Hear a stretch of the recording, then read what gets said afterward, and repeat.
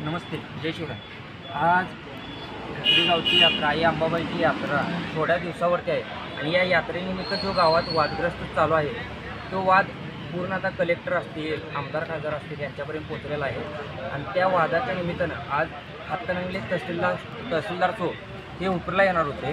कारण ज्या ग्राउंडवरती ती यात्रा भरते ते ग्राउंड तहसीलदार साहेबांनी आज सील केलेलं आहे आणि आमचं सर्व गावाच्या वतीनं मंडळांच्या वतीनं तहसीलदार साहेबांना एवढंच विनंती आहे की गावाला पाण्याचे दर जे काय असतील ते योग्य असावेत आणि ते लोकांना परवडणारे असावेत। कारण का आपल्या भागात चांदी कामगार आहेत, MIDCला जाणारा वर्ग मोठ्या प्रमाणात आहे। MIDC जाणारी पोरं 400-450 रुपयाला हजेरीवरती कामाला जातात आणि यात्रेचा दर जर 400-450-500 रुपये जर त्यांना पगार जर असेल, यात्रेचा दर त्यावेळी 70-80 रुपये जर ठेवला तरी फॅमिली छोटी जरी फॅमिली असली 70-80 रुपयेचा दर पाळण्याचा जर असेल आणि 2-3 जरी माणसं त्या पाळण्यात बसले तर ते 400-450 रुपये 2-3 पाळण्यात बसल्यानंतर पगार सगळा त्यांचा संपला जातो।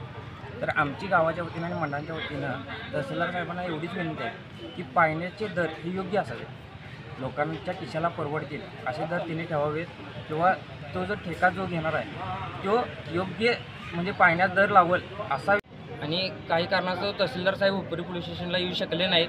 त्यांचं निवेदन आम्ही हुपरीचे प्रशासकीय अधिकारी यांच्याकडे दिलेलं आहे।